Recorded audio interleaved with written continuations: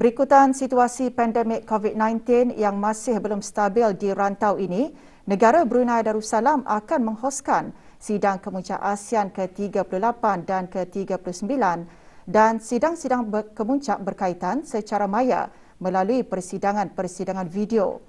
Kebawah Duli Yang Maha Mulia Paduka Seri Baginda Sultan Haji Hassanal Bolkiah Muizzuddin Wad Daulah, Ibni Almarhum Sultan Haji Omar Ali Saifuddin Sang Abdul Khairuddin, Sultan Daning di-Pertuan Negara Brunei Darussalam, selaku pengerusi ASEAN bagi tahun 2021, akan berangkat mempengerusikan sebanyak 11 sidang kemuncak yang bakal berlangsung pada 26 hingga 28 Oktober 2021.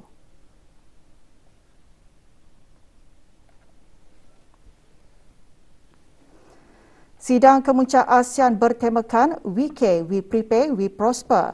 Antara lainnya akan mengetengahkan agenda-agenda seperti memperkukuhkan lagi kedayatahanan komuniti ASEAN ke arah pemulihan serantau dari pandemik COVID-19, meningkatkan kesediaan ASEAN dalam menangani cabaran, merebut peluang baharu untuk mencapai kemakmuran bersama dan mengekalkan kerjasama ke arah mencapai matlamat jangka panjang.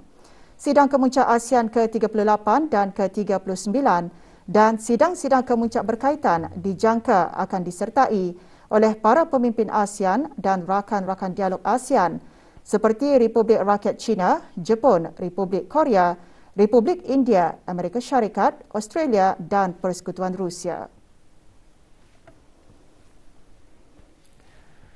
Sementara itu, kerja-kerja penubuhan Pusat Media, Pusat Persidangan Antarabangsa bagi Sidang Kemuncak ASEAN 2021 Brunei Darussalam bermula sejak 9 Oktober lalu dengan penyelarasan bersama pihak Pusat Persidangan Antarabangsa dan jawatan kuasa yang berkaitan seperti jawatan kuasa kecil IT di bawah jawatan kuasa kerja media dan publicity dan juga jawatan kuasa kerja logistik dan protokol.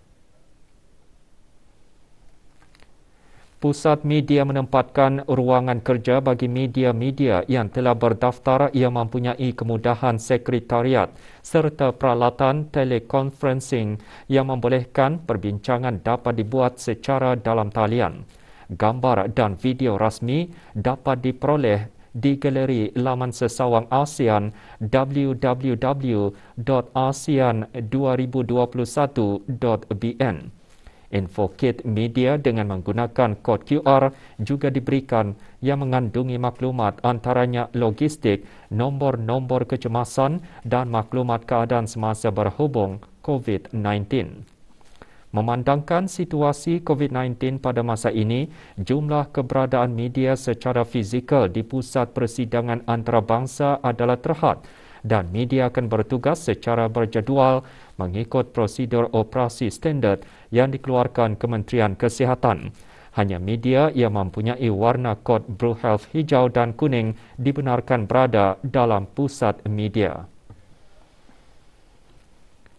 Pada menjunjung titah perkenan Kebawah Duli Yang Maha Mulia Paduka Seri Baginda Sultan Haji Hassanal Bolkiah Muizzuddin Wad Daulah, Ibni Almarhum Sultan Haji Omar Ali Saifuddin Sang Abdul Khairuddin, Sultan dan Yang di-Pertuan Negara Brunei Darussalam, pejabat peguam negara dengan ini memaklumkan bahawa Perintah Kanun Hukuman Jenayah Pindaan 2021 telah diluluskan pada 4 Rabiul Awal 1443 Hijrah bersamaan 11 Oktober 2021.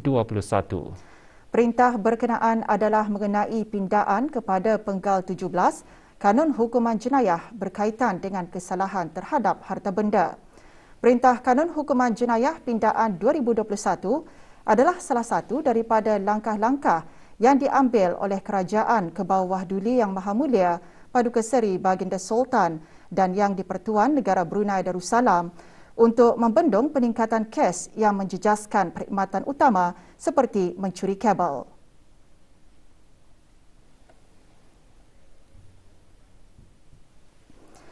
Dengan adanya seramai 20 pesalah yang telah didakwa atas kesalahan mencuri kabel di antara Januari hingga September tahun ini, adalah penting undang-undang mempunyai mekanisme untuk menangani pesalah-pesalah ini dengan mengambil tindakan yang lebih berat dan bagi mencegah orang lain dari melakukan kesalahan-kesalahan tersebut. Pindaan ini bertujuan untuk mengukuhkan undang-undang berhubung dengan kesalahan yang berkaitan dengan harta benda dengan memperkenalkan kesalahan baru, memperluaskan kesalahan semasa serta meningkatkan hukuman bagi kesalahan tersebut, terutamanya di mana perbuatan tersebut menyebabkan atau berkemungkinan menyebabkan gangguan terhadap perkhidmatan utama. Perkhidmatan utama bagi tujuan pindaan ini meliputi berbagai perkhidmatan, termasuklah juga perkhidmatan yang berkaitan secara langsung dengan penyediaan elektrik, penyiaran dan telekomunikasi dan lain-lain. Bab 380B yang baru menangani kesalahan pencurian yang menyebabkan gangguan kepada perkhidmatan utama dan Bab 427B yang baru menangani kesalahan kerosakan yang menyebabkan gangguan kepada perkhidmatan utama. Kedua-dua kesalahan tersebut membawa hukuman minimum 3 tahun penjara dan 4 kali sebatan dan hukuman maksimum 10 tahun penjara dan 12 kali sebatan. Pindaan itu juga memperuntukkan hukuman alternatif bagi pesalah yang terkecuali daripada hukuman sebat seperti wanita dan lelaki yang berumur lebih daripada 50 tahun. Dalam kes sedemikian, mereka boleh dikenakan hukuman penjara tambahan sehingga 12 bulan sebagai ganti hukuman sebat. Sementara itu, kesalahan menerima harta benda curi secara tidak jujur di bawah Bab 411 Kanun Hukuman Jenayah dan kesalahan membantu penyembunyian harta benda yang dicuri di bawah Bab 414 Kanun Hukuman Jenayah telah diperluaskan untuk merangkumi situasi di mana harta benda yang dicuri itu berkaitan dengan perkhidmatan utama atau merupakan bahagian komponen perkhidmatan utama.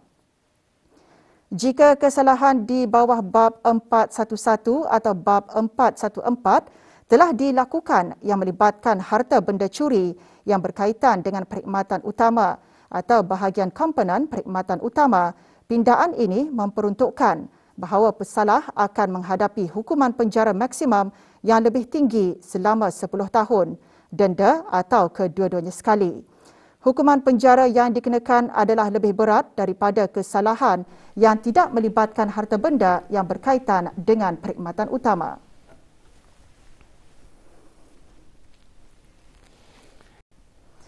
Satu kes yang disahkan COVID-19 telah kembali ke rahmatullah. Yang berhormat Datuk Seri Setia Dr. Haji Awang Muhammad Isham bin Haji Jaafar, Menteri Kesihatan, memaklumkan perkara tersebut semasa sidang media situasi terkini jangkitan COVID-19. Sidang media petang tadi berlangsung di Dewan Al-Afiah Kementerian Kesihatan. Kes tersebut ialah seorang perempuan berumur 72 tahun yang telah mengalami masalah paru-paru setelah dijangkiti COVID-19. Sementara itu, punca kematian bagi dua kes yang telah dilaporkan sebelum ini telah dikenal pasti. Kes 8895 telah disahkan sebagai kematian disebabkan COVID-19, manakala kes 9263 bukan disebabkan oleh jangkitan COVID-19. Di kesempatan ini, saya mewakili warga Kementerian Kesihatan dan keseluruhan rakyat negara Brunei Darussalam mengucapkan takziah kepada keluarga kes berkenaan. Semoga roh kes dicucuri rahmat dan ditempatkan bersama para solehin. Sementara itu, 229 kes baharu jangkitan COVID-19 disahkan di negara Brunei Darussalam yang membawa jumlah keseluruhan kes kepada 11,901 orang.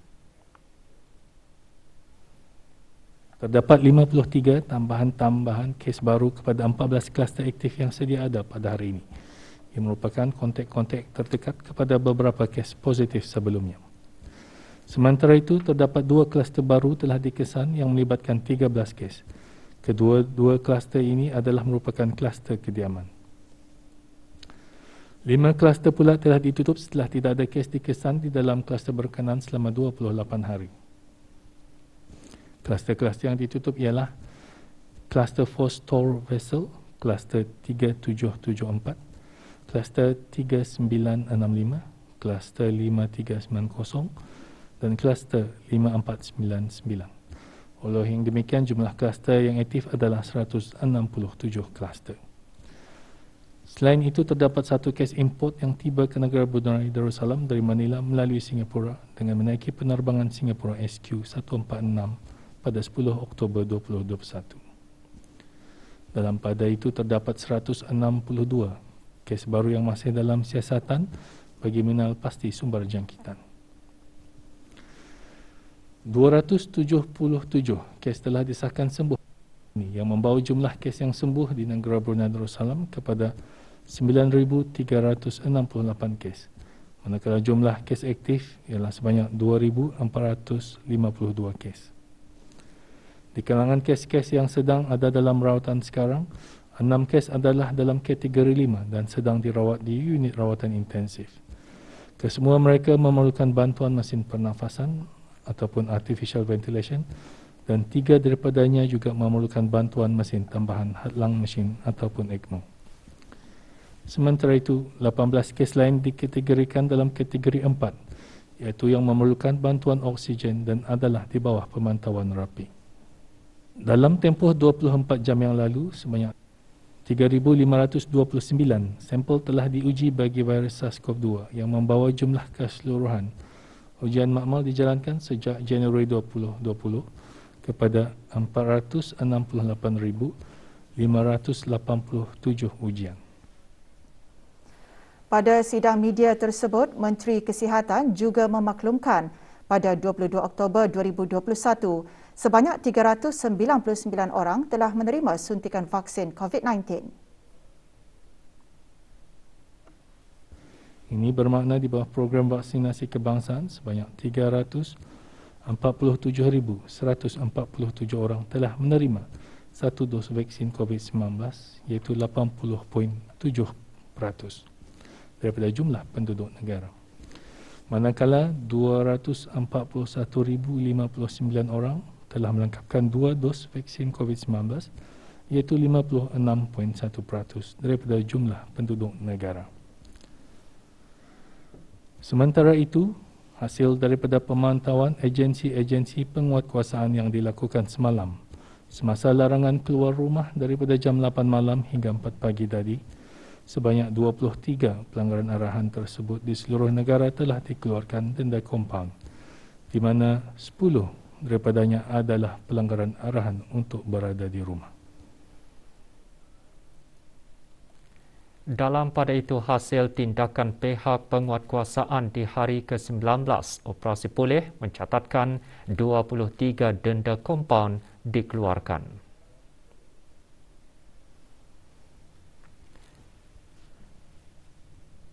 Semua 23 kesalahan dicatatkan semalam adalah di daerah Brunei dan Muara. Orang ramai dinasihatkan agar terus mematuhi arahan dan saranan pihak kerajaan bagi mengelak daripada tindakan yang lebih tegas terhadap individu-individu yang sengaja mengabaikan perintah di bawah Akta Penyakit Berjangkit Penggal 204. Sumbangan-sumbangan terus diterima daripada pelbagai pihak di negara ini bagi membantu Kementerian Kesihatan dalam menangani dan membendung penularan wabak COVID-19. Kementerian Kesihatan menerima sumbangan cek bagi tabung COVID-19 Relief Fund 2021. Alumni penuntut-penuntut kemasukan 1971 hingga 1977 Sekolah Menengah Arab menyerahkan cek berjumlah RM4,633. Teratai Mekar Sendirian Berhad menyerahkan cek berjumlah RM2,900 dan Universiti Teknologi Brunei menyerahkan cek berjumlah RM3,500. Beberapa sumbangan barang keperluan juga diterima daripada Yayasan Sultan Haji Hassanal Bolkiah, Sekolah Antarabangsa Jerudong, Restoran Sempurna Enak, Rezeki Bahirah dan I Love You Enterprise. Berikutan dokumen jadual vaksinasi yang tular dalam media sosial mengenai pemberian vaksin bagi pelajar-pelajar berumur 12 hingga 17 tahun yang akan bermula pada Isnin 25 Oktober 2021.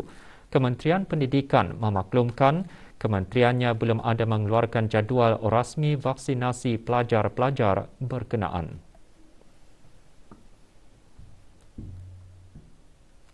Kementerian Pendidikan dalam kenyataan medianya menekankan maklumat yang tular tersebut adalah tidak sahih dan memohon kerjasama orang ramai untuk tidak menularkan lagi dokumen tersebut. Pihak kementerian akan mengongsikan maklumat mengenai program vaksinasi dari semasa ke semasa melalui saluran rasmi Kementerian Pendidikan. Dialog Belia ASEAN bagi Tindakan Iklim, mesyuarat peringkat Menteri ASEAN bagi alam sekitar ringkasnya ASEAN UCAN AMME mengenai belia untuk tindakan iklim diadakan secara maya kemarin. Sebagai sesi sampingan mesyuarat peringkat Menteri ASEAN ke-16 bagi alam sekitar AMME 16, dialog dianjurkan oleh negara Brunei Darussalam dengan mengetengahkan tema Climate Action and Resilience. Dihoskan oleh Indonesia, sesi dialog dihadiri oleh para Menteri ASEAN bagi alam sekitar, Setiausaha Agung ASEAN dan delegasi ASEAN UCAN dari seluruh negara ASEAN. Negara Brunei Darussalam diwakili oleh Yang Berhormat Datuk Seri Setia Jurutera Awang Haji Suhaimi bin Haji Ghaffar, Menteri Pembangunan. Sementara itu, delegasi ASEAN UCAN negara diwakili oleh Awang Joshua Anak Belayan dan Dayan Nur Hafizah binti Rashid. Semasa sesi dialog berkenaan, delegasi ASEAN UCAN negara membentangkan Bandar Seri Begawan Declaration on ASEAN Youth for Climate Action. ASEAN UCAN dianjurkan oleh Kementerian Pembangunan melalui Sekretariat Perubahan Iklim Brunei dengan kerjasama ASEAN Youth Advocates Network AYAN negara Brunei Darussalam.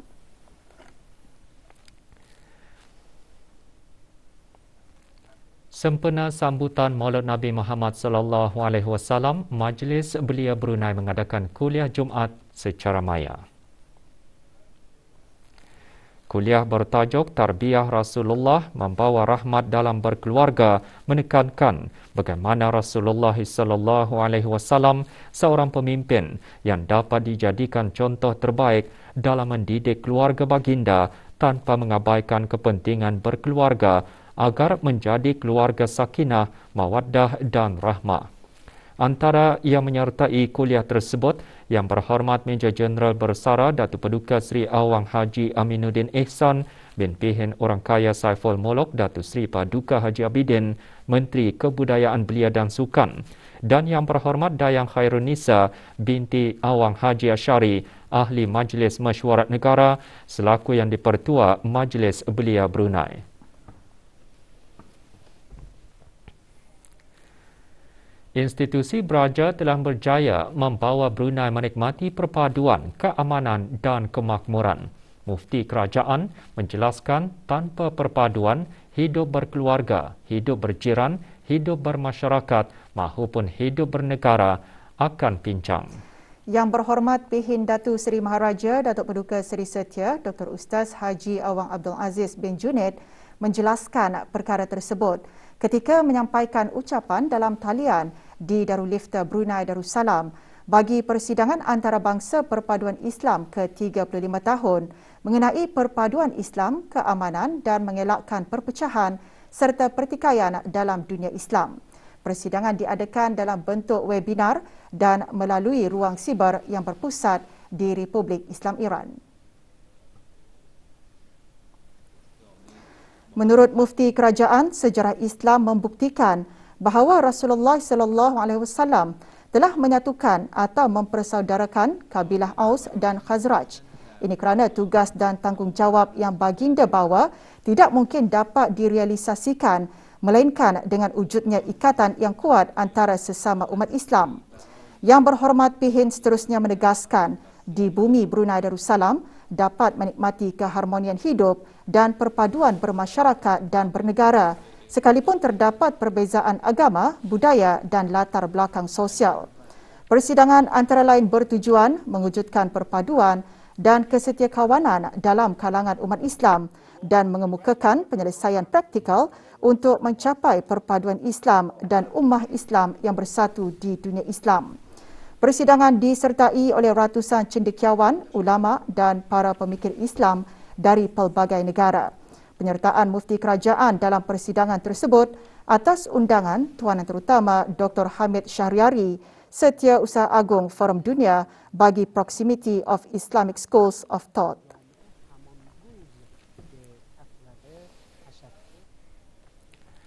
Lebih 700 orang menyertai webinar pendidikan sirah Rasulullah sallallahu alaihi wasallam Habibi Rasulullah sempena sambutan Maulid Nabi Muhammad sallallahu alaihi wasallam. Acara anjuran bersama Fakulti Usuluddin dan Pusat Pengajian Kefahaman Ahli Sunnah wal Jemaah Kolej Universiti Perguruan Ugama Seri Begawan Kupu SB diadakan secara maya. Dalam ucap tamanya, Dr. Adnan bin Haji Basar, Rais Kupu SB, menjelaskan mengenai nasab keturunan Rasulullah sallallahu alaihi wasallam dan juga mengingatkan mengenai sejarah hari keputeraan Habibi Rasulullah sallallahu alaihi wasallam. Menurutnya, terdapat kejadian irhasat terhadap kisah keputeraan Habibi Baginda yang dialami oleh ibundanya dan terdapat perbincangan dan iktilaf dari beberapa ulama mengenainya. Justru semua pihak perlu berhati-hati dengan riwayat yang diterima tanpa sumber yang belum sahih, terutama sekali dari aplikasi media. Sementara itu, Dr. Nora Shibah binti Haji Besar, Dekan Fakulti Usuluddin, menyeru pihak tertentu berkaitan dengan bidang pengajian Islam, terutama peringkat pra-universiti, agar sentiasa mengambil berat dan perhatian tentang salah satu bidang ulum hadis yang dinamakan Takhrij al-Hadis, iaitu ilmu khusus untuk mengenal pasti kesahihan hadis dari sumber rujukan yang asli dan muktabar. 3 kertas kerja dibentangkan semasa webinar yang bertemakan Rasulullah, Kekasih Allah, Kekasihku Dunia Akhirat.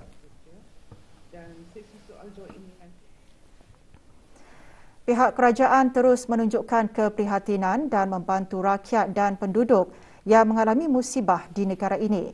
Hari ini, 104 orang ketua keluarga yang terlibat dalam kejadian banjir di daerah Tutong, Belait dan Temburong dan sebuah keluarga yang terlibat dalam kejadian kebakaran di daerah Tutong yang berlaku September lalu dan baru-baru ini menerima bantuan kewangan kerajaan secara pandu lalu.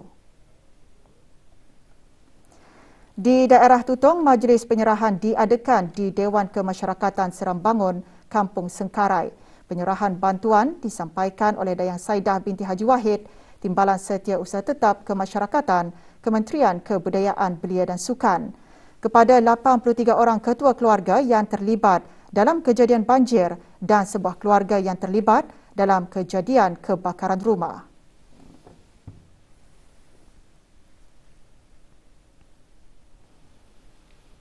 Bagi daerah Belait pula, majlis penyerahan diadakan di Dewan Utama Kelab Rekreasi Sungai Liang.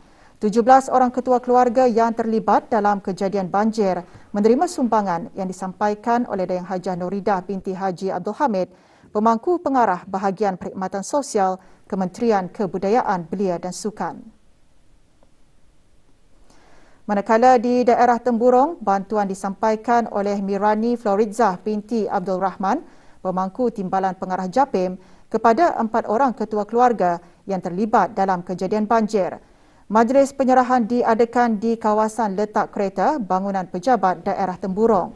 Bantuan kewangan tersebut disumbangkan melalui peruntukan Japim, Kementerian Kebudayaan Belia dan Sukan.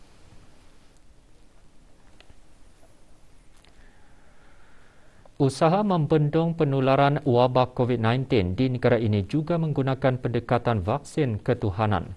Asyabul Akhyar, kumpulan belia masjid Kampung Lumapas mengambil inisiatif mengadakan majlis membaca surah Yasin dan doa terhindar dari COVID-19 yang diadakan secara maya. Selain merafakkan doa kehadrat Allah Subhanahu Wa Taala agar negara Brunei Darussalam terhindar daripada segala penyakit, khususnya wabak COVID-19, majlis tersebut juga dapat mengeratkan silaturahim dan mendidik para belia menyertai aktiviti masjid. Antara yang menyertainya, Pangeran Haji Haslin bin Pangeran Haji Ali, pemangku penolong pengarah hal ehwal masjid.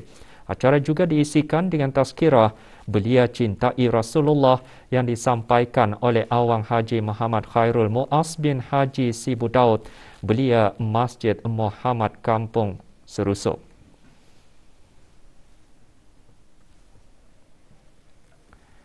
Pusat Pengajian Kesenian dan Kaligrafi Islam Yayasan Sultan Haji Hassanal Bolkiah tahun ini berpeluang menyertai Expo Antarabangsa yang dikenali dengan nama Expo 2020 Dubai yang dihoskan oleh Emiria Arab Bersatu. Penyertaan pusat tersebut adalah melalui pihak Darussalam Enterprise dengan kerjasama Kementerian Kewangan dan Ekonomi. Expo 2020 Dubai diadakan di Brunei Darussalam Pavilion, Opportunity District Dubai Exhibition Centre, Expo 2020 Dubai, Emiria Arab Bersatu selama 6 bulan bermula 1 Oktober lalu sehingga 31 Mac 2022. Penglibatan pusat tersebut dalam Expo 2020 Dubai adalah sebagai salah satu inisiatif pusat tersebut dalam mengembangkan dan mempromosikan kewujudan pusat berkenaan ke peringkat antarabangsa.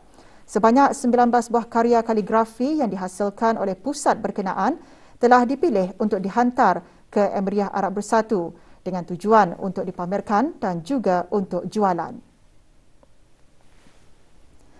Menurut Pegawai Pusat Pengajian Kesenian dan Kaligrafi Islam Yayasan Sultan Haji Hassanal Bolkiah, penglibatan mereka dalam expo tersebut memberikan pendedahan secara meluas di peringkat antarabangsa selain menimba ilmu dan pengalaman dalam apa jua urusan yang berkaitan secara menyeluruh.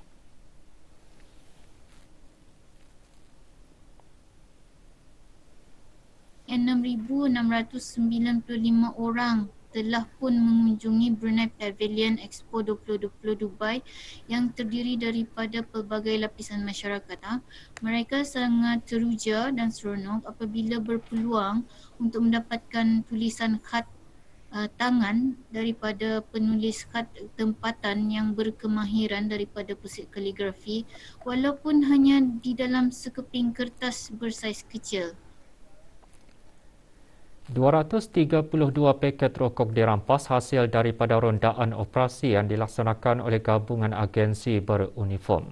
Operasi melibatkan keanggotaan daripada pasukan simpanan polisi, company, pasukan polis di Raja Brunei bersama Angkatan Bersenjata di Raja Brunei melalui operasi sepadu Task Force COVID-19. Barang tegahan itu ditemui di kawasan hutan Bukit Bujang Pahang, Kampung Menunggul, Kelmarin, pukul 4.32 petang. Semasa rondaan, 2 plastik besar ditemui dan diletakkan di kawasan permukaan tanah dalam keadaan mencurigakan. Hasilnya menemukan sejumlah bungkusan rokok pelbagai jenis. Barang tegahan dibawa ke Balai Polis Kampung Air, pasukan polis di Raja Brunei bagi siasatan awal dan kemudiannya diserahkan ke Jabatan Kastam dan Eksais di Raja bagi siasatan lanjut.